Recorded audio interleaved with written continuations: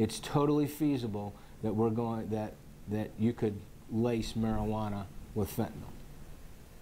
Feasible, yes, it's possible, but has it happened? Earlier this month, the TBI announced its lab found synthetic opioid fentanyl in several samples of cocaine. Just a few grams of fentanyl can trigger an overdose. But there's another claim being repeated that fentanyl-laced marijuana is here in Tennessee. 10 News reporter Michael Crow set out to verify if that's actually true.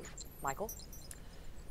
And guys, this claim has popped up in a few places and been repeated as fact. So we went to the agencies responsible for fighting the drug epidemic and the labs that test those samples to separate fact from fiction.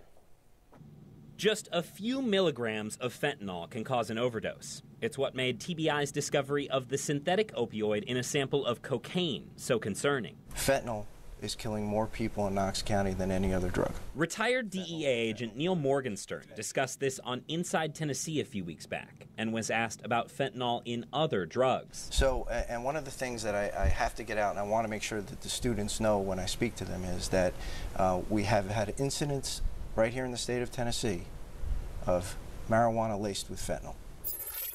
But we wanted to know where, so the Verify team reached out to the TBI and DEA labs, which would be responsible for testing those samples. Both said they've never received a sample of marijuana mixed with fentanyl. Actually, no DEA lab in the country has found one. Morgenstern says his reports of fentanyl-laced marijuana originated from a West Tennessee district attorney, Matthew Stow. He was quoted in August saying it's here in vast quantities. Stow's office was not able to point to a court case involving marijuana laced with fentanyl, and Stow himself did not return calls for comment.